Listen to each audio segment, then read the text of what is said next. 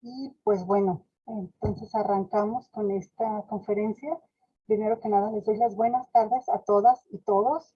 Yo soy Lourdes Gamboa, y pues para mí es un gusto estar con todos ustedes en esta actividad y a nombre de la maestra Fabiola Castillo, quien es jefa de la biblioteca y coordinadora de la licenciatura en Bibliotecología y Gestión del Conocimiento del Sistema de Universidad Virtual de la Universidad de Guadalajara, les damos la más cordial bienvenida a esta conferencia que se llama Desinformación, el virus permanente, que corre a cargo del doctor Jonathan Hernández Pérez, a quien en unos momentos más le cederemos la palabra.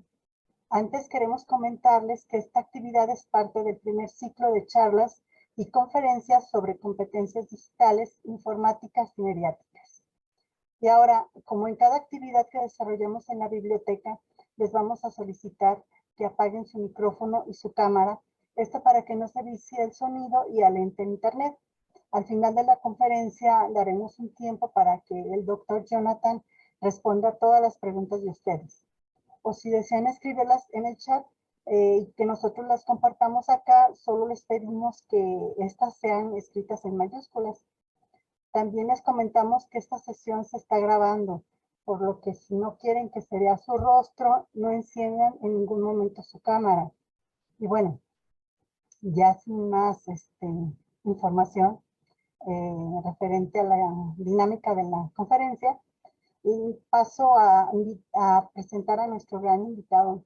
Él es Jonathan Hernández, quien es doctor en Bibliotecología y Estudios de la Información por la Universidad Nacional Autónoma de México. Se desempeña como investigador en el Instituto de Investigaciones Bibliotecológicas y de la Información de la UNAM, donde trabaja temas como infodiversidad, acceso a la información y desinformación. También forma parte del seminario Información y Sociedad del mismo instituto y es profesor del posgrado en Bibliotecología y Estudios de la Información. Ha sido presidente del Colegio Nacional de Bibliotecarios. Actualmente forma parte de la Junta de Gobierno y del Comité de Libertad de Acceso a la Información y Libertad de Expresión de la Federación Internacional de Bibliotecas y Asociaciones Bibliotecarias, conocida como IFLA. Dentro de sus publicaciones, la más reciente es de este 2021 y se titula La información después de Internet, repensando las libertades, amenazas y derechos.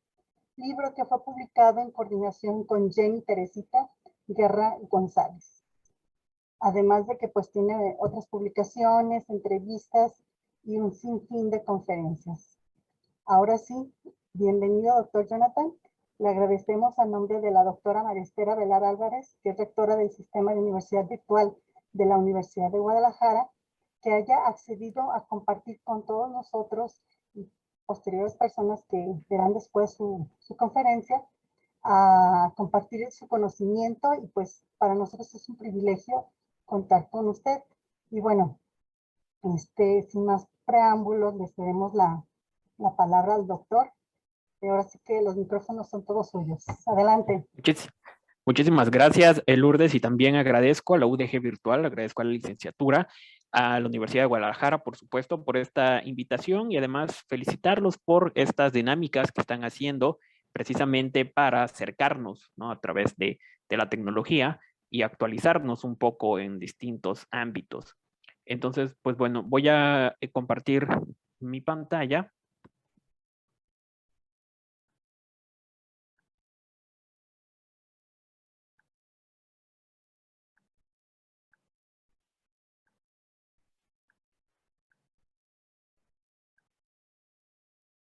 Ya deben de estarla viendo.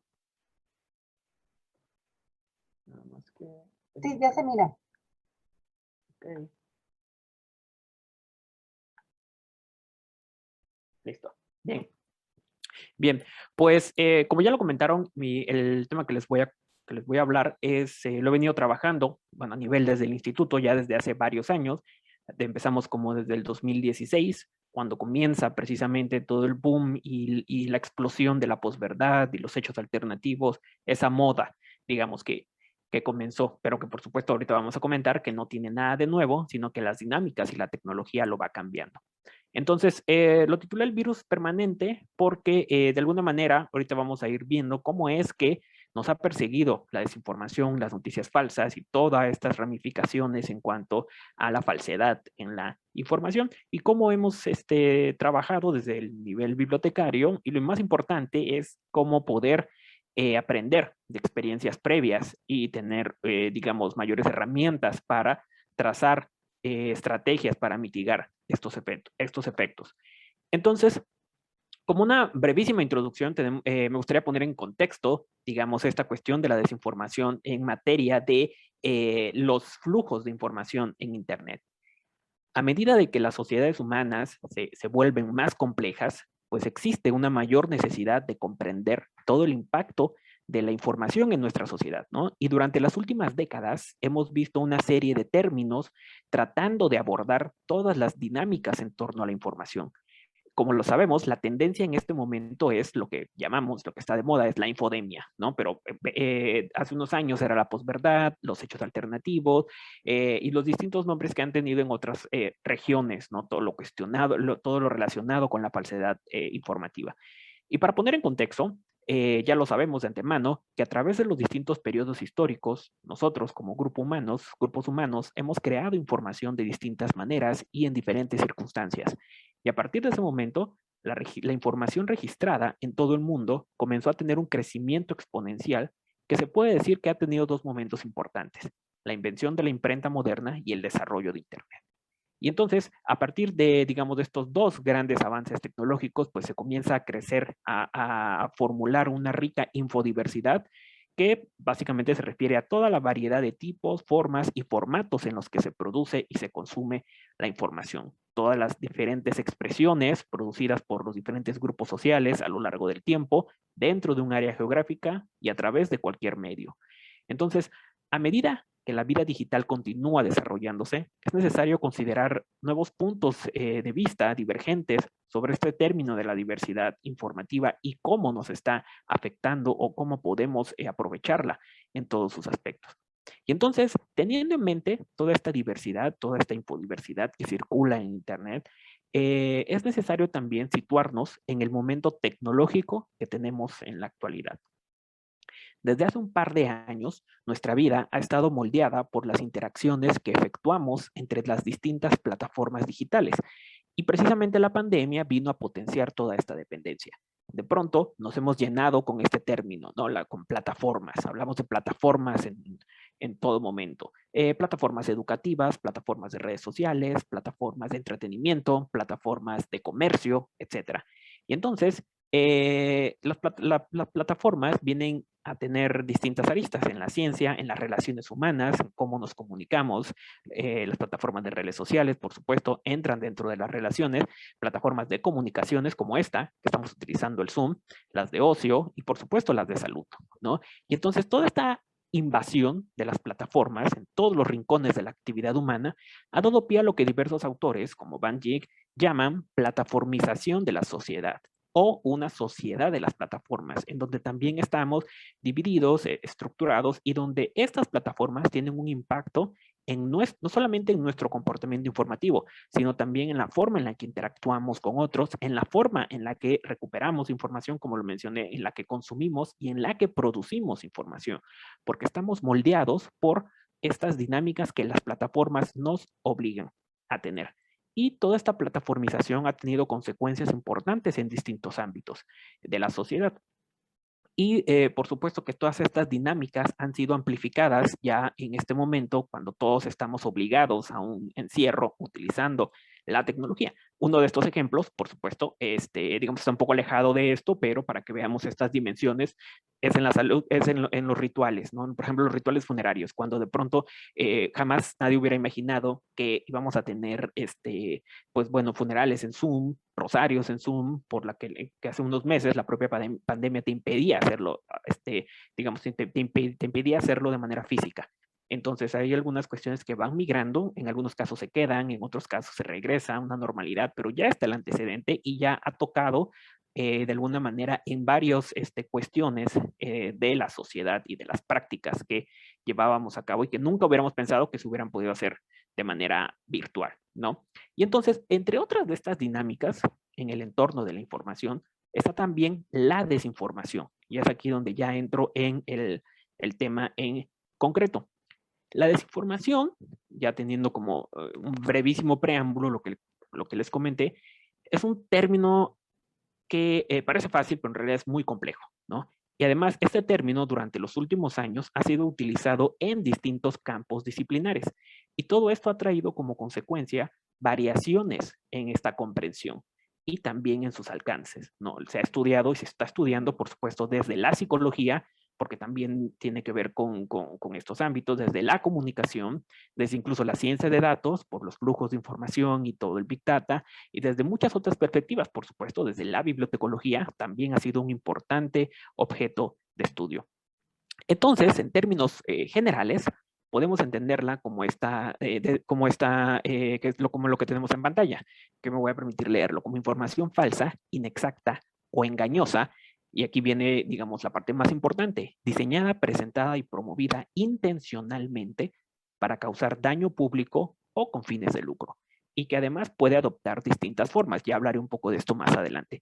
Y que ya sea a través de propaganda política, que es lo más común, pero también tenemos el clickbait, las noticias engañosas, teorías de la conspiración, audios, ahora que están también de moda y que la conversación con voz, ya no tanto con video, también ya está dominando la conversación pública, ¿no?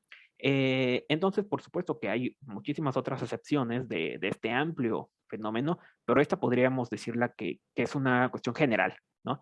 Entonces, y por supuesto, lo relaciono con el sentido de que es un virus permanente porque se ha documentado extensivamente y en cada conferencia que se habla sobre desinformación, se dice que este fenómeno nos ha acompañado durante siglos, ¿no? Y los ejemplos son brutales y tenemos ejemplos desde hace muchísimos años de diferentes formas, ¿no? Y también lo que, además de la desinformación, esta cuestión del intento por perseguir a la desinformación, por difundirla, por controlarla, por producirla, también tiene muchísimos años. Lo que ha cambiado en realidad son las plataformas, la amplificación y el uso que se le ha dado producto de una dependencia tecnológica, ¿no? Por ejemplo, aquí tenemos dos ejemplos que me gusta mucho comentar. Una declaración emitida por el rey, un segundo. Perdón, es que me llegan las... Ok, una declaración emitida por el rey Carlos II para restringir la difusión de noticias falsas. En 1674, en ese momento se pensaban que se estaban, digamos, desarrollando estos salones de café, que se llamaban así, o cafeterías, y que se pensaba que ahí eran centros de disidencia política y que se propagaban noticias falsas, ¿no? Y por supuesto vemos al lado una nota del New York Times sobre una introducción de una ley para prohibir las noticias falsas en Malasia en 2018, producto de todo este revuelo que causó la posverdad, las noticias falsas, etcétera, ¿no? Esta ley no prosperó porque de alguna manera ponía al Estado como el árbitro de la verdad. Y al final vamos a ver precisamente que ese es uno de los grandes, digamos, obstáculos para poder desarrollar políticas, para poder desarrollar estrategias para mitigar estos efectos. Y por supuesto, esto es lo que vemos aquí en Malasia, pero en México, naturalmente, hemos tenido discusiones importantes durante el último año. Los ejemplos más claros son estas iniciativas que se han dado para regular las redes sociales. En algunos casos se ha comentado que con el afán de evitar la desinformación, con el afán de evitar la propagación de noticias falsas, o incluso por ahí se hablaba de poner a la desinformación y a las noticias falsas como un asunto ya de Estado, un problema nacional, ¿no? Que también lo han hecho en muchos otros países, ¿no? Entonces, esto que se ha reiterado, como les he comentado, que esto no es un fenómeno nuevo, ¿no? Y ni siquiera lo es en el terreno, en el terreno digital, ¿no? Entonces, sin embargo, todas estas percepciones y las dimensiones han variado en cada época en gran medida debido a la tecnología. Y por ejemplo, aquí tenemos un ejemplo del terreno digital, de ejemplos de desinformación.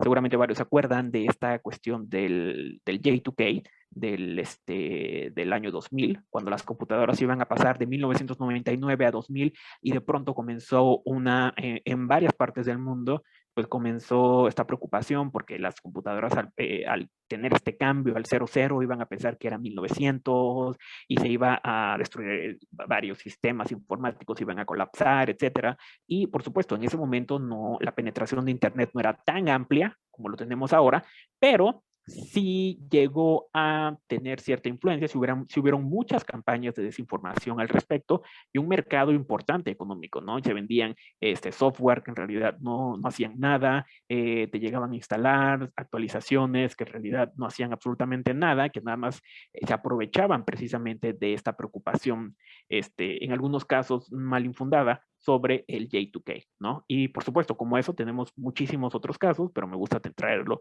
como a colación. Entonces, aquí vuelvo a reiterar que las cualidades que tiene esta cuestión de desinformación, ¿no? Las cualidades de intencionalidad, de estrategia y de recursos económicos, que quiere decir campañas realmente destinadas a desinformarte, a que caigas en esa mentira. A lo mejor uno podría recibir un audio aparentemente inofensivo, pero que en realidad fue hecho para que tú lo escucharas, fue hecho con el acento en el cual tú lo tienes, con la entonación, etcétera, que a lo mejor fue construido desde desde algún lugar en internet con personas y ya se va haciendo viral, y por supuesto fue para que uno cayera en precisamente estos mensajes para desinformarte, que naturalmente hay diferencias entre la desinformación, la mal informarse o cuestiones necesariamente de que te pudiste haber equivocado o no lo hiciste con intención, ¿no? De eso podemos discutirlo también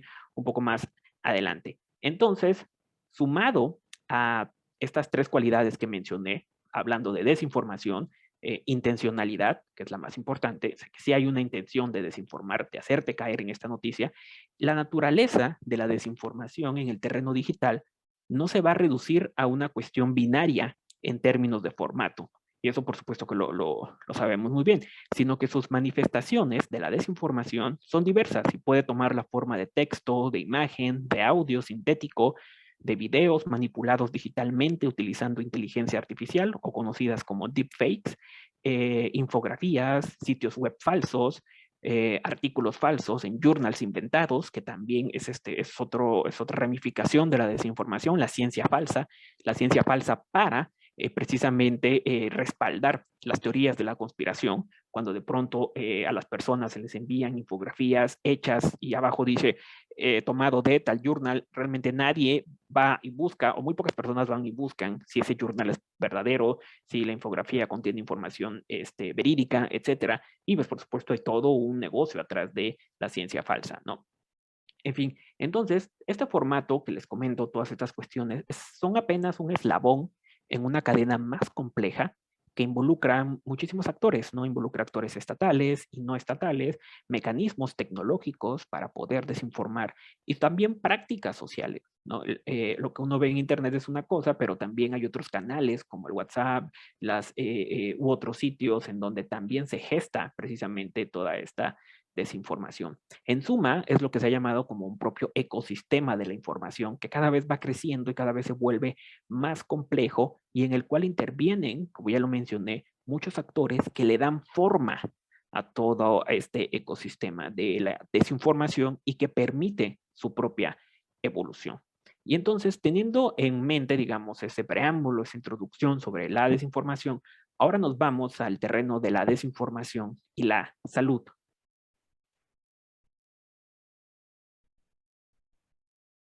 Y pues bueno, aquí probablemente es algo que hemos escuchado muchísimo, por supuesto, que estamos frente a dos importantes crisis.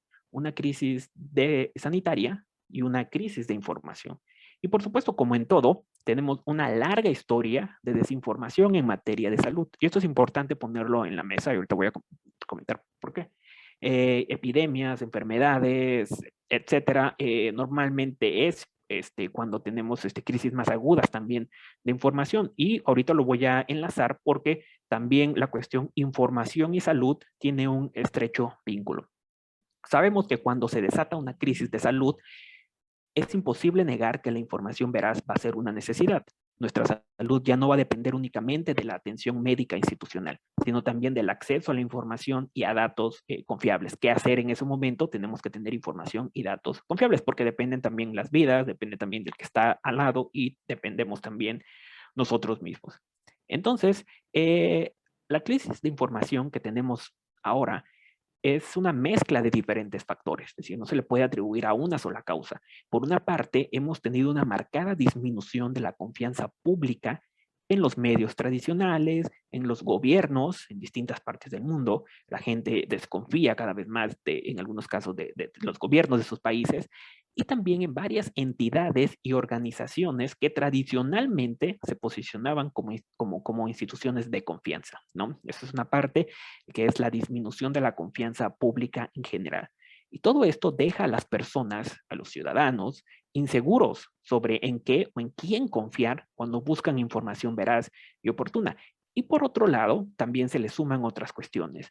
Hay un exceso informativo que hace difícil que los usuarios localicen fuentes confiables, ¿no? Y esta percepción del exceso informativo no ha cambiado. Es decir, desde que se inició la imprenta, la gente pensaba que era demasiados libros, que no ibas a alcanzar a leerlos después y que cómo, y después, por supuesto, la televisión y toda esa información no te iba a dar tiempo, iba uno a colapsar, en fin, ¿no? Entonces, esta percepción sigue aumentando, no es única de nuestros tiempos, pero por supuesto que tenemos un volumen más grande ahora de información, ¿no?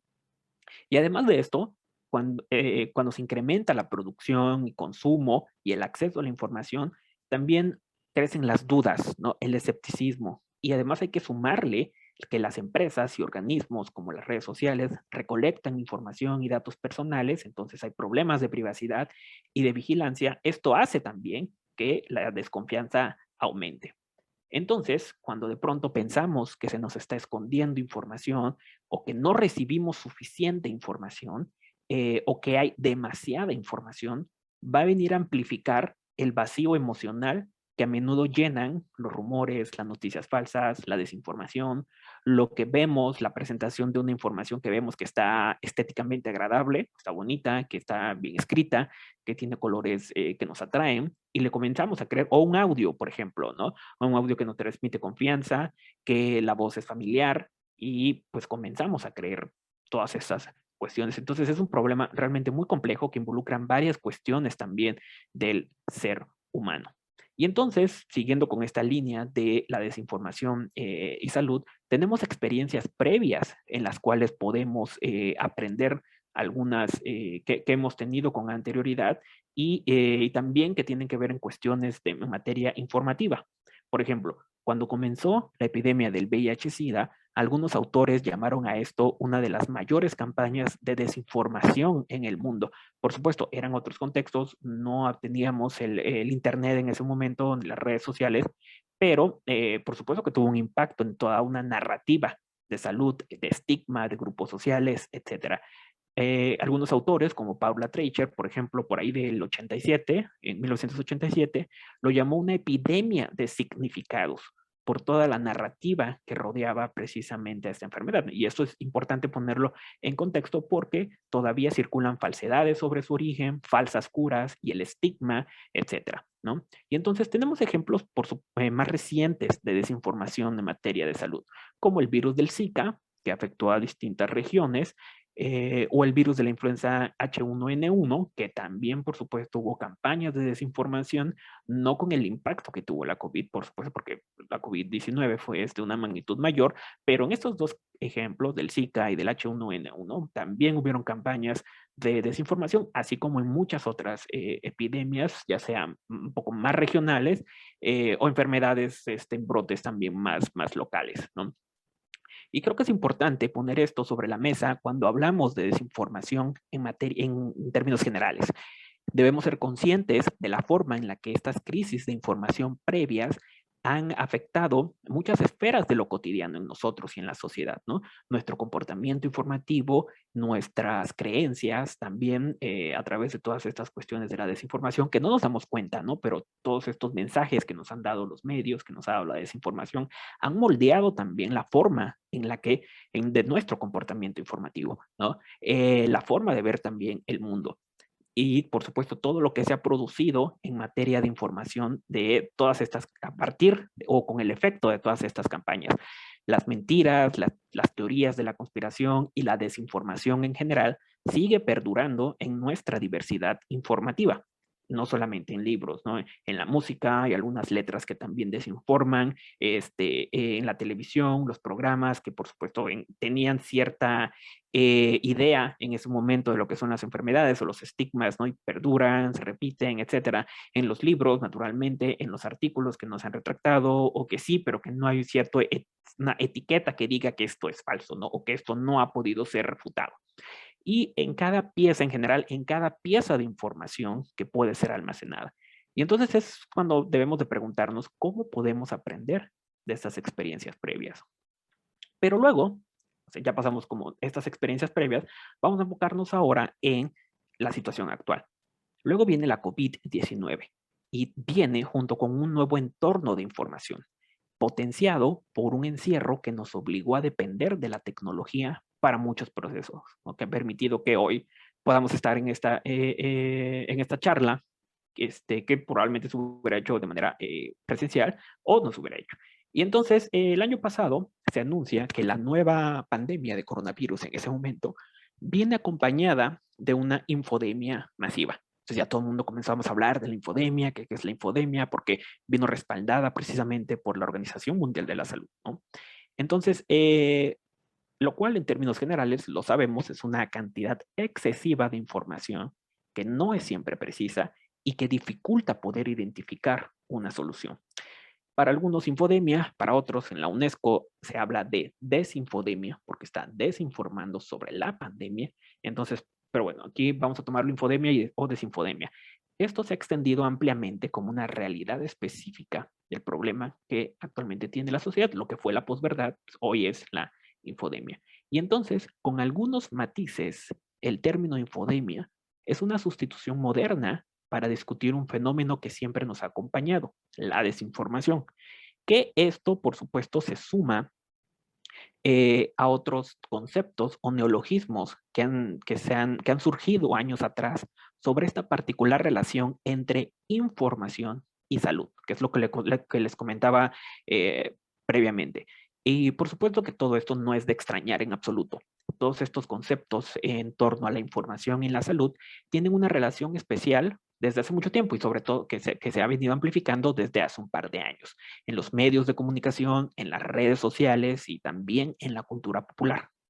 Entonces, infodemia se suma de pronto a otras cuestiones relacionadas como se ha hablado a nivel disciplinar y a nivel, digamos, en cuestiones, se ha documentado sobre la infoxicación, cuando te infoxicas, que es un término relacionado con la intoxicación, información, etcétera, de infobesidad, cuando decimos información viral, pues no estamos hablando también de la viralidad utilizada en la salud, en la medicina. Por ahí el Consejo Europeo habla de desórdenes informativos, equiparándolo a otros desórdenes y que impactan en la salud, como los desórdenes alimenticios, etcétera. Por ahí también y hay muchísimas cuestiones sobre información y salud, que es un objeto muy importante de estudio para la bibliotecología también, estas cuestiones, estas relaciones entre estas dos esferas. Por ejemplo, algo que me gusta mencionar es precisamente la infodemiología, que comenzó, aunque bueno, hay varios artículos que se habla de una infodemiología hace 4 años, quizá era sobre el estudio de patrones de comportamiento informativo para analizar a la salud pública. Es decir, a través de lo que buscan usuarios en determinadas regiones o localidades, ¿no? Se puede pronosticar brotes de enfermedades basándose en estas búsquedas o lo que comparten o las interacciones en Internet. Algo más avanzado ya sea utilizando los algoritmos, utilizando inteligencia artificial, ¿no? Sin embargo, con el auge de la infodemia, ya la propia OMS habla de una infodemiología, pero para estudiar a la infodemia, ¿no? Ya no son de estos comportamientos informativos, sino que se habla de que se tiene que estudiar a la desinfodemia. Entonces, la propia OMS indica que la infodemiología es la ciencia, de hecho está en su página web, es la ciencia de gestionar infodemias. Ya tienen incluso una conferencia, por ahí tengo bueno, aquí está, hay convocatoria sobre infodemiología, infovigilancia, también es otro término que se me olvidó, pero bueno, hay muchísimos términos sobre estas cuestiones. Desinfodemia, la primera, y por ahí tengo, bueno, esto que lo pueden ver acá, la primera conferencia de la Organización Mundial de la Salud sobre infodemiología. Entonces ya estas cuestiones, información y salud, ya cada vez están más estrechas y por supuesto todo esto es una explosión de términos que de pronto parecería que tenemos una infodemia, pero de conceptos. Entonces no nos ponemos de acuerdo, unos conceptos es para algo, para otro, incluso las propias cuestiones de desinformación o falsedad de la información. Hay muchísimas cuestiones que para digamos, en el término en inglés está la cuestión, está muy evidente de disinformation y misinformation, que cuesta, y malinformation, por supuesto que lo tiene, que han hecho, se ha hecho varias traducciones al respecto, pero resulta un poco complicado pasarlo cabalmente al español.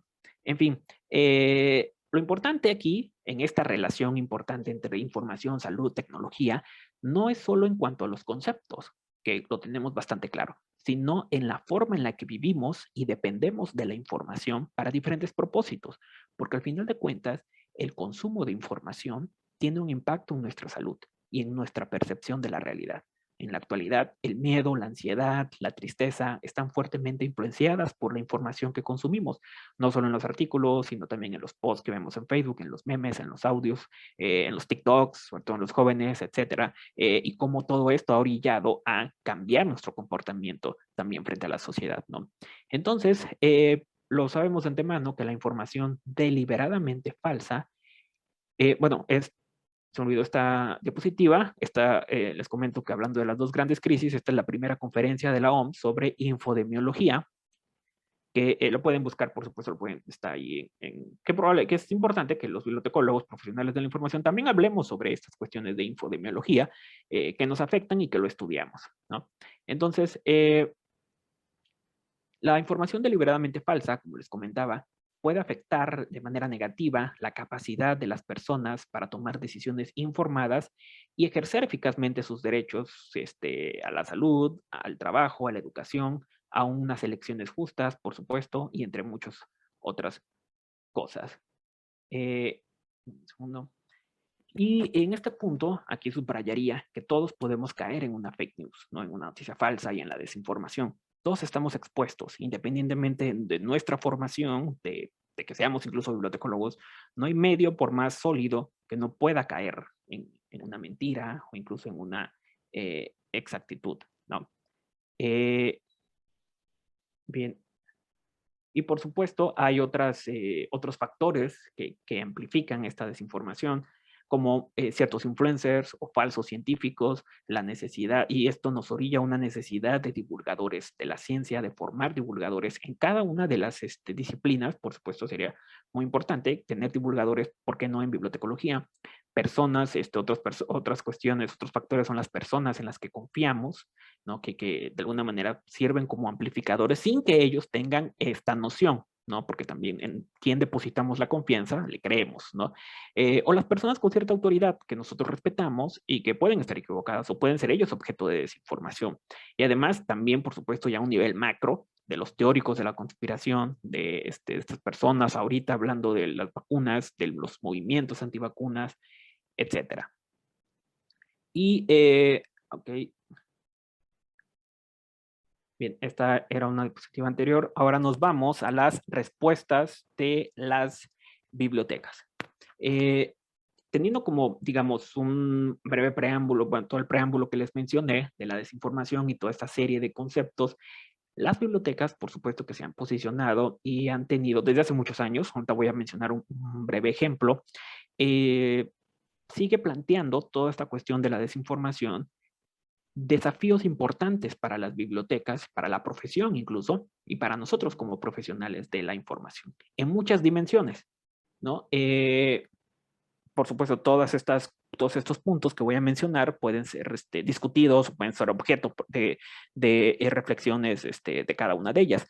En cuanto a la organización de la información falsa, si se está hablando ahora de etiquetas en los repositorios en cuanto a esta información inexacta, esa información que se ha retractado, cómo vamos a tratar a esta información en cuestión organizativa. Por supuesto, hay otra preocupación que ya está siendo abordada en varios países sobre esta preservación de noticias falsas, ¿no? Como testimonio de un momento en el que estamos ahora, ¿no? Y como testimonio para futuros estudios en cuestión de información. Realmente las bibliotecas estamos preservando, hay esfuerzos en preservar, en hacer colecciones sobre noticias falsas, o es una, digamos, o resulta digamos, una cuestión informativa que realmente no nos interesa porque es falso, ¿no? Hasta qué punto la falsedad es objeto de estudio, puede ser objeto de estudio también de análisis, más bien, de la disciplina bibliotecológica y de las bibliotecas. Por supuesto, hay otra dimensión que es el desarrollo de habilidades informativas, que voy a hablar un poquito de esto al final. Hablamos también de cuestiones sobre verificación y curaduría de contenidos que ya están haciendo varias bibliotecas respecto a este problema, y en general también de los derechos humanos que la propia biblioteca defiende, como el derecho de acceso a la información, el derecho, las libertades también, la privacidad, entre muchos otros. Entonces, alrededor del mundo se han planteado, a partir de todo este boom de la falsedad, distintas iniciativas y proyectos encaminados a solucionar o abordar precisamente este problema, ¿no? Un ejemplo de ellos, Pointers, una organización, empieza a mapear estas iniciativas alrededor del mundo. Hay desde leyes, programas de alfabetización mediática, propuestas de ley, cortes de internet para evitar, pero por supuesto esto es atenta contra las libertades, legislaciones, grupos de trabajo especializados que se han hecho de alto nivel también para proponer soluciones, reportes y muchas otras amenazas, ¿no? Hablando de respuestas, para tener de alguna manera una comprensión general de todas estas múltiples acciones frente a la desinformación, esto me parece importante mencionar que la propia UNESCO este año ha identificado 4 tipos de respuestas generales a la desinformación en todo el mundo, ¿no? Entonces, que puede hacer tanto el gobierno como otras instituciones como bibliotecas. Están las que se basan en, esto por supuesto me podría extender, nada más voy a mencionar los títulos, las respuestas que han dado organizaciones, gobiernos, etcétera, se integran en 4 grandes aspectos. Las que se basan en identificar, ¿no? En monitorear, en fact-checking, en primer punto, primera esfera, tiene que ver también con quienes están investigando sobre identificar estos actores, estos mecanismos, estas propuestas, todos estos medios para desinformar. La segunda gran esfera es relacionada con los productores, o sea, las respuestas que se van dirigidas hacia los productores y distribuidores de desinformación. Entonces, estas respuestas se dan mediante la alteración del entorno que gobierna y da forma a su comportamiento, es decir, las respuestas legales, las respuestas políticas y campañas nacionales e internacionales, ¿no? Entonces, son respuestas un poco coercitivas. El tercer punto son las respuestas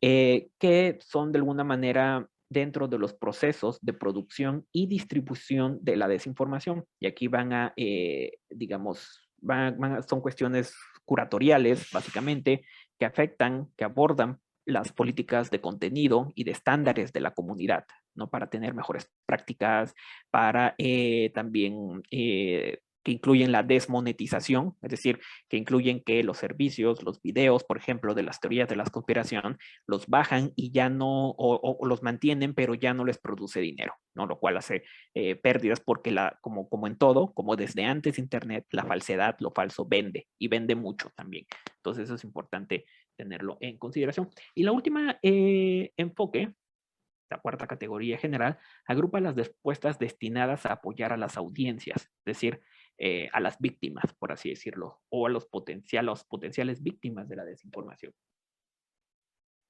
Y en estas respuestas incluyen resoluciones, desarrollo de habilidades informativas o alfabetización mediática, alfabetización en datos también, e iniciativas de etiquetado de credibilidad de contenido.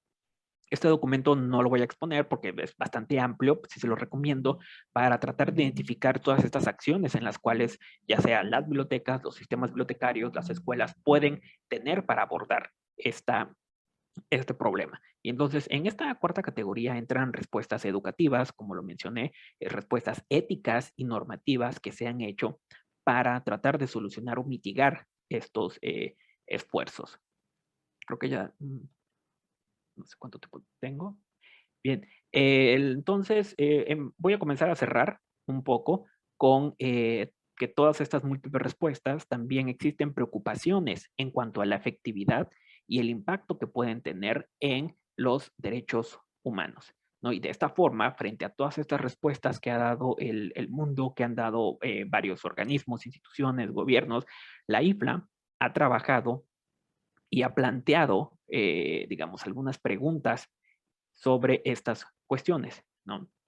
Pero antes de pasar a la IFLA, sí me gustaría mencionar algunos ejemplos que se han hecho desde la comunidad bibliotecaria. Hay muchísimos más, por ejemplo, pero yo los agrupo en tres grandes esferas. Las cuestiones de campañas visuales, como pues tenemos las primeras, es una campaña de la ALA, American Library Association. Hay otros que han hecho sus actividades, desayunos, conferencias virtuales, etcétera, sobre cómo descubrir noticias falsas, ¿no? Que esa ha sido bastante popular. Algunos bibliotecarios han marchado también en las calles defendiendo esta cuestión de la verdad, o campañas como Los Hechos Cuentan. También hay una campaña de Facts Matter, de Los Hechos Cuentan, que lo ha hecho la Asociación de Bibliotecarios del Reino Unido, CILIP, que incluso ayuda a gobiernos, o sea, ayudan todas esta organización, esta asociación, a través de bibliotecarios, a darles cursos a sus empleados sobre cómo no caer en noticias falsas. Siguiendo con las campañas visuales, se han desarrollado infografías. Esta es una infografía muy famosa de la IFLA y esta es la versión COVID-19 que ha circulado y que está traducida en muchísimos idiomas. A nivel de investigación, se han hecho grandes esfuerzos desde la bibliotecología. Estos son unos ejemplos que hemos hecho desde el IBI. En 2017 llevamos a cabo esta semana de la posverdad y las noticias falsas, cuando el tema precisamente estaba alrededor de la posverdad. Y por supuesto, por ahí seguimos, han seguido evolucionando, porque la investigación en cuanto a desinformación debe continuar, y debe continuar desde distintos enfoques. Bien, ¿qué hemos hecho también en cuanto a la cuestión de la IFLA? La IFLA ha planteado preguntas frente a estos grupos, frente a la UNESCO, a la ONU, dado su opinión, que todas estas cuestiones subrayan la necesidad de mayor información sobre la efectividad de todas estas medidas que se han hecho para mitigar la información desde un alto nivel, ¿no? Particularmente cuando todas estas medidas tienen el potencial de impactar negativamente la libertad de expresión. Y ha planteado dos cuestiones. El primero es que los ecosistemas de información y los medios tienen que ver con una cuestión de diversidad y acceso, ¿no?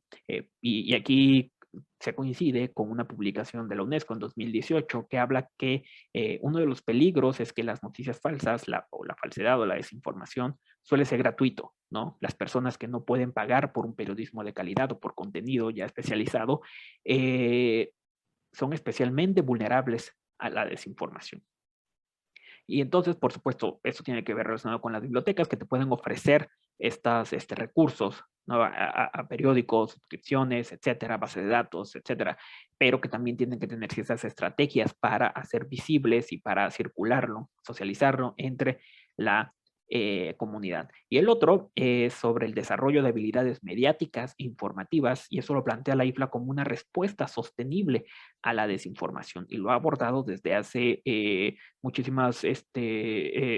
muchos años, y que ahora se tiene que reforzar, y que también se acepta que es un campo todavía en desarrollo, ¿no? Y que por supuesto que se tiene que abordar y se tiene que discutir de manera interdisciplinaria para enfrentarnos a todas estas cuestiones. Y que, bueno, aquí hago un paréntesis para mencionar que todos estos esfuerzos no son novedosos y tampoco corresponden a que ya a partir de la pandemia algunos medios, algunos investigadores de otras áreas descubrieron que las bibliotecas llevan a cabo desarrollo de habilidades mediáticas, ¿no? Entonces, por ejemplo, yo recuerdo leyendo un poco sobre estas cuestiones, desde el 89, incluso desde mucho antes, el Comité de Alfabetización Informacional de la ALA ya señalaba la preocupación por esta creciente abundancia de información y sus consecuencias, pero en la medida de reconocer propaganda, de distorsión, y en ese momento este comité hablaba de abusos en la información, que todo esto de los abusos de información se suma a todos estos conceptos que comenté hace unos momentos, ¿no? Entonces, esto es importante también rescatar qué se ha hecho en esta materia desde las bibliotecas. En fin, cierro con algunos retos en materia de las bibliotecas o como profesionales de la información que tenemos que abordar, ¿no? Y que por eso también es que esta respuesta del desarrollo de habilidades no es sencilla y no quiere decir que nos va a solucionar todo, por supuesto, ¿no? Tenemos que tener interacción con otras áreas para poder abordar este problema. Entonces, es porque de alguna manera algunas campañas no funcionan. Y a mí me parece importante, retomo lo que una autora, Pfister, menciona, que entre las razones del fracaso de las grandes campañas de algunos gobiernos para evitar la desinformación son problemas muy complejos y muy grandes, ¿no? Hay un bajo estatus en muchos países, bajo estatus social de docentes y maestros y bibliotecarios, bibliotecarias, que de alguna manera podrían posicionarse como autoridad en esta materia, pero por el propio estatus social que le han dado, no permite, digamos, avanzar en estas cuestiones, ¿no? Todo esto en relación con otras profesiones que se tienen, ¿no? Como médicos, como abogados, etcétera, ¿no? Entonces es un problema de alguna manera estructural que tenemos que abordarlo también en ese sentido. También hay varios otros problemas, como la poca importancia que se le ha venido dando en los últimos años a las humanidades, al pensamiento crítico en el currículo educativo, que también es un problema que hemos venido arrastrando, ¿no? Hay otra problemática que a todos se nos hace difícil mantenerse al día con todos estos cambios tecnológicos, con la cultura digital. Hoy ya tenemos nuevas posibilidades, en un mes van a salir otras opciones que nos hace difícil seguir manteniéndonos en ese ritmo, ¿no? Y por supuesto, la propia capacitación de los bibliotecarios en esta materia, ¿no? El propio sesgo que podemos tener como seres humanos, como todos los tenemos, y todas estas cuestiones que tenemos que tener en cuenta para ofrecer precisamente estas soluciones a la desinformación. Pues bueno, yo por mi parte sería todo con estos desafíos que tenemos que abordar, que simplemente abren la discusión para seguir abordando en distintas opciones, en unas perspectivas completamente diferentes para abordar este problema, y en que las bibliotecas, los bibliotecarios, los profesionales de la información tenemos una fuerte incidencia en estas cuestiones. Y pues bueno, por mi parte sería todo. Agradezco nuevamente, están mis datos de contacto para cualquier otra consulta. Muchísimas gracias, maestra Lourdes. Bueno, pues le agradecemos mucho, doctor, y damos este, apertura a la sección de preguntas y respuestas, solo que antes de comenzar esta sección, pues queremos preguntarle al doctor Jonathan si podemos subir esta conferencia al sitio web de la biblioteca de la UDG Virtual para que posteriormente pueda ser aprovechada por otras personas que no pudieron conectarse el día de hoy. Claro que sí, sin Bueno, problema. entonces, pues ya después de que esto ya lo tenemos aquí, ya quedó grabado, tenemos la evidencia, entonces si damos espacio a las preguntas y respuestas, les pedimos que si tienen alguna y la quieren escribir en el chat, aquí yo la formulo, o si quieren hacerla de viva voz, es cuestión de que levanten la mano para darles el espacio y la puedan realizar. De momento ya tenemos algunas preguntas del doctor Rafael Morales Gamboa, que inicia preguntando, ¿por qué se usa el término desinformación que tradicionalmente se asocia con la falta de información? Complementa con otra pregunta que dice, ¿qué tal otras opciones como malinformación? Una cosa es estar desinformado y otra es estar malinformado. Sí, sí, bueno, agradezco, muchísimas gracias, Rafael Morales, por esta acotación por esa pregunta. Efectivamente, el término de desinformación, y lo mencionaba con esta característica importante, esta cuestión de intencionalidad. O sea, que aquí la desinformación sí tiene un carácter, digamos, estratégico, que sí se hizo toda una campaña, que sí hay todas estas cuestiones para que tú logres caer en esta mentira, para que tú logres comprar este producto, por ejemplo, aunque es falso, aunque no te va a hacer ningún beneficio, pero hay toda una campaña para desinformarte, ¿no? Esta cuestión de intencionalidad. Por supuesto que hay otras acepciones, ¿no? Por ejemplo, el Consejo Europeo, dentro de su obra de desórdenes informativos, maneja esta cuestión de disinformation como una cuestión intencional, misinformation, que no es intencional, pero caes, y malinformation, que en una cuestión puede ser simplemente de que, pues bueno, no caíste inocentemente o tú propagaste información sin que tú supieras que era falsa, simplemente porque lo creíste, simplemente porque en ese momento era así, ¿no? Entonces, concuerdo contigo con que una cosa es estar desinformado y otra cosa es estar mal informado por distintos factores. Por ejemplo, en esta cuestión de la desinformación se me viene a la mente cuando las campañas de salud de los años 80, me parece, sobre el cigarro, ¿no? Que incluso muchos médicos decían que era bueno fumar, ¿no? Entonces, se ocultaron por ahí digamos, varios informes, se manipulaba precisamente a algunos medios, etcétera. Entonces,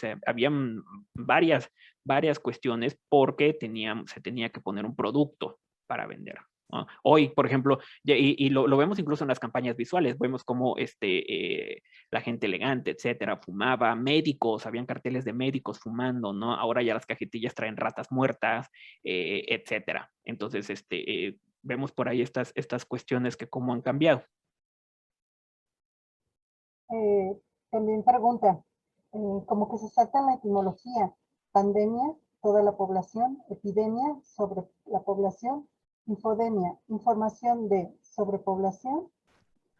Sí, bueno, eso sí, como lo comentaba, parecería que tenemos según el concepto de infodemia, sería una infodemia de conceptos, es decir, muchísimos conceptos alrededor de esta cuestión, e incluso, como lo comenté un poco, este ejemplo de la infodemiología, que de pronto había unos autores que hablaban de una infodemiología precisamente para estudiar las epidemias o los brotes de enfermedades basado en cómo buscas información, y ahora ya es una cuestión para la OMS de gestionar todas estas falsedades en torno a epidemias. Entonces el matiz es un poco, digamos, no es muy claro en estos sentidos, pero sí, eso sí, concuerdo contigo que sobre todo la infodemia, eso se trata de un exceso de información sobre salud, sobre esta pandemia, pero, bueno, en general sobre pandemias, epidemias, sobre cuestiones de salud, pero que no siempre es clara, ¿no? Y que tanta información, tanto exceso de información,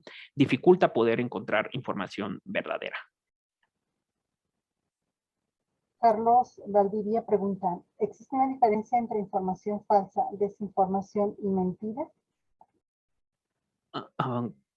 ¿Existe diferencia entre información? Sí, por supuesto, la desinformación, que me gusta reiterar esto, que es una cuestión intencional, ¿no? Entonces, ese es el gran carácter general de la desinformación. Una mentira, por supuesto, puede ser incluso, vamos, no lo sé, de alguna manera, como dicen, no, mentiras blancas, hay una gran cantidad, etcétera, puede no causar de alguna manera cierto daño dependiendo el nivel. La desinformación sí tiene que ver con campañas impresionantes, o que te llegue a ti esa información fue porque alguien lo planeó, fue porque hubieron campañas para que tú, que tienes cierta edad, que tienes ciertos comportamientos, que visitas ciertos lugares, ciertos sitios web, caigas en eso, ¿no? De pronto hay correos electrónicos que te llegan precisamente porque tú obedeces a cierto patrón, a cierto grupo de personas para que caigas, ¿no? Tienes una tarjeta Bancomer, Banamex, etcétera, y ya lo saben, ¿no? Por ejemplo, a mí me llega, ahora que estoy en esto de la IFLA, mis datos de que están en sitio web, ¿no? La cantidad de correos que me llegan con mi perfil, diciéndome mi nombre, que dónde trabajo, etcétera, y que alguien me ha donado, alguien, etcétera, uno puede caer Entonces es esta cuestión de intencionalidad, es que sí hay muchas cuestiones atrás de la desinformación. La información falsa, pues puede también obedecer a muchas otras cuestiones, ¿no? A lo mejor hay gente que en realidad no tiene conocimiento de que esa información es falsa y lo provee. Hay cuestiones que son información inexactas, que no podemos decir que realmente es falso, sino que es inexacto o que es parcialmente verdadero, porque a lo mejor al siguiente día se desmintió o al siguiente día cambiaron las circunstancias, ¿no? Entonces, tampoco podemos decir que es realmente falsa o que desinforma como tal, ¿no? Entonces, hay un gran matiz sobre esta cuestión, hay un amplio abanico de cuestiones en cuanto a la falsedad en la información. Porque además, por supuesto, y con eso normalmente cierro yo en estas charlas, que estamos viviendo en una época en la cual la falsedad podría ser como una característica de la vida pública, ¿no? Entonces, ¿por qué? De la vida pública de ahora. Incluso lo que antes solamente era para los actores, etcétera, hoy tenemos el Photoshop y todas estas a nuestros alcances, los filtros, etcétera, los realities que nos encantan, pero que no tienen nada de realidad, las bioseries que están en Netflix, que mezclan ficción y realidad y que cambian toda nuestra narrativa de lo que le sucedió al personaje porque creemos que todo es verdad. Entonces, esta falsedad de pronto inunda todo nuestro quehacer, nuestras prácticas también y la forma de cómo vemos el mundo. Rafael Morales pregunta, ¿la desinformación ha existido desde que el Homo sapiens aprendió a engañar a otros como un medio para sus fines? La Biblia, por ejemplo, está llena de malinformación que se ha identificado en las investigaciones históricas. Da la impresión de que todo canal de comunicación creado por la humanidad ha sido usado para informar y para desinformar. ¿Existe algo que distinga la condición actual a la condición actual, además de los grandes volúmenes de información y malinformación? Sí, bueno, en esto concuerdo que todo canal de comunicación ha sido usado, sí, por supuesto, para informar y para desinformar.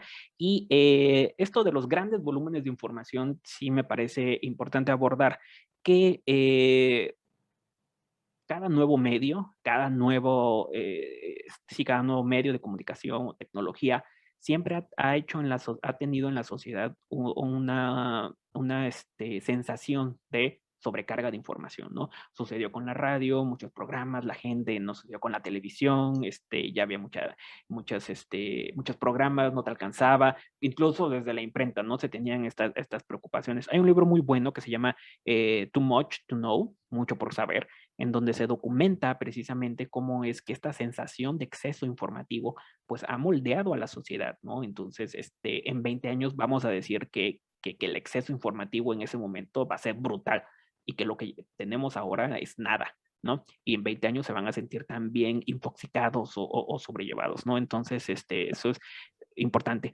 Y lo que comentas aquí, algo que distingue a la condición actual es el uso de la tecnología, ¿no? Es cómo la inteligencia artificial ahora y todos estos mecanismos se están utilizando para desinformar, ¿no? Y que ya es difícil, que ya está además abordando, que ya está otros sentidos del ser humano, ¿no? Normalmente antes era la información impresa, carteles, etcétera, ¿no? Hoy tenemos videos en los que alguien puede utilizar nuestro propio rostro y puede decir que está hablando o está diciendo algo que en realidad nunca pasó, ¿no? Y que hay tecnología pues muy, muy, muy precisa para hacer que yo pueda estar diciendo algo que en realidad nunca lo dije, ¿no? Entonces eso podría ser lo que puede distinguir en estos momentos que somos una sociedad vulnerable, además, ¿no? Vulnerable mediáticamente y de la tecnología.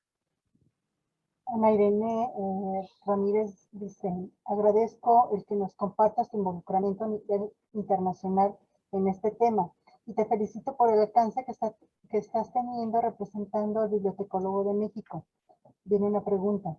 ¿Qué acciones podemos implementar en la formación de los profesionales de la información para abatir la asimilación de información falsa? De igual manera, ¿qué sugerencia puedes darnos para implementar estrategias en los servicios informativos que favorezcan en los usuarios el discernimiento de la información que reciben? Muchísimas gracias, maestra Irene. Me parecen importantes estas ambas preguntas. Yo en la primera acción, que en la formación de los profesionales, eh, me gusta comentar sobre el desarrollo y el fortalecimiento, porque sé que muchas escuelas lo hacen, pero sí es necesario enfocarnos en el pensamiento crítico, ¿no? En la capacidad de darles a los alumnos esta cuestión, que tengan ellos, perdón, la capacidad de preguntarse, ¿no? Primero de cuestionar lo que les dan, que se empieza con cuestionar a los autores, se empieza con cuestionar incluso a los grandes personajes también, a estas, probablemente esas autoridades en todas las disciplinas, ¿no? Que siempre que no se da por hecho de que hayan dicho la verdad, ¿no? Y hacer precisamente estas dinámicas de cuestionarse absolutamente todo, ¿no? Cuestionarse por qué se hizo esto, por qué, qué otras alternativas hay. El desarrollo del pensamiento crítico en el currículum bibliotecológico me parece fundamental, pero además me parece importante que se generen estrategias. O sea, no es nada más de que vamos a aplicar el pensamiento crítico que se hace en tal disciplina, vamos a aplicarla a la bibliotecología. No necesariamente, sino que se tiene que pensar en por qué, cómo, de qué manera aplicar el desarrollo, el pensamiento crítico en la bibliotecología, ¿no? Porque además esto involucra una serie de cuestiones a nivel de servicios importante, ¿no? Por ejemplo, la discusión entre si las bibliotecas son neutrales o no, si las bibliotecas tienen que tomar un papel político o no, si las bibliotecas, cómo van a defender a la verdad, si el bibliotecario tiene que ser neutral en cuanto cuando alguien le pide cierta información, etcétera, ¿no? Entonces, estas cuestiones de abrir el debate a estos temas, yo creo que sería importante. En cuanto a las sugerencias para estrategias, yo creo que lo primero, y sobre todo estas bibliotecas de todo tipo, particularmente las públicas y universitarias, que a veces actúan como públicas también, por el alcance que tienen, me parece importante hablar del tema, ¿no? Generar círculos y aprovechar a la comunidad de una manera más humana, de una manera de establecer comunidad alrededor de este tema, ¿no? Haciendo, por ejemplo, hubo una biblioteca que no recuerdo ahora el nombre, pero que comenzaba a hacer charlas con los miembros de su comunidad y empezaba a decir cómo han caído ustedes en alguna noticia falsa o en desinformación. Y entonces así vas abriendo el camino de que pues todos caemos, ¿no? Porque a veces bajar toda esta cuestión de que solo las personas sin conocimientos, información, pueden caer en noticias falsas, ¿no? Sino que comenzar a abrir el debate y ya después se puede ir con campañas visuales, con talleres, etcétera. Beatriz Elena le agradece por el tema, Rocío Ramírez también y manda saludos desde Tampico. Y Carlos Valdivia hace una pregunta que yo dividiría en dos, y creo que en la primera no nada más es una pregunta que él se hace, sino nos hacemos muchos de nosotros, y es, con la desinformación, ¿alguien gana engañando? Y la segunda parte sería, ¿existe alguna legislación que castigue a quien desinforma de manera intencional? Muchas gracias. Sí, la primera pregunta, bueno, responder esto rápido porque tengo poco tiempo. Sí, por supuesto que alguien gana. La falsedad vende y vende muchísimo, ¿no? Incluso las cuestiones engañosas también, y eso lo vemos en la prensa, lo vemos en la televisión, las mentiras, los bulos, etcétera, siempre venden y venden mucho, ¿no? Ya lo podemos por ahí relacionar incluso con morbo, con la necesidad. Sabemos que no es verdad, pero nos interesa, por así decirlo, el chisme, nos interesa leer esas historias, aunque en el fondo sabemos que no es verdad. Entonces sí vende. Y la desinformación como acción deliberada, por supuesto que también, porque a veces a lo mejor te lleva a consumir un producto falso, no te lleva a dudar de los medicamentos ya establecidos para falsas curas, ¿no? Te lleva a dudar de los médicos, a dudar de los medios y a comprar otras opciones para satisfacer precisamente todas estas dudas, o te inducen de que cierto producto es bueno, cierta proteína, no sé, etcétera. Eso es por una parte.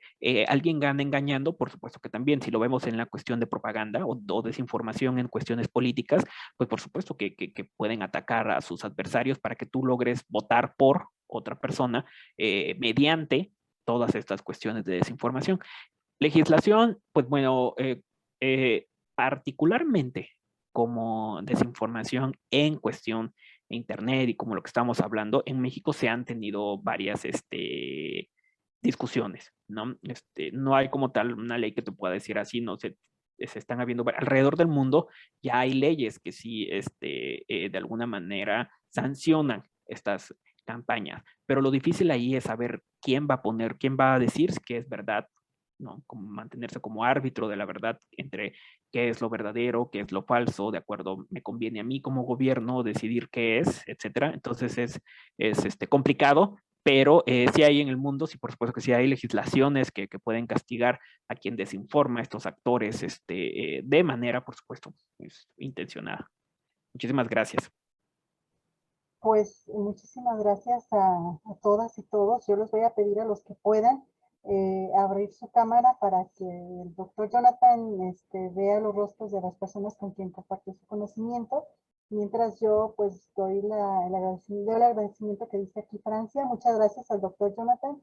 Conocimos los conceptos, lo amplio del concepto de falsedad. Yolanda López dice, excelente tema, muchas gracias.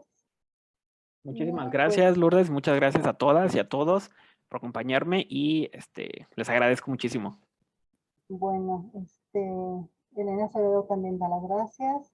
Yo creo que ya tomo la captura de pantalla para compartirla en redes sociales.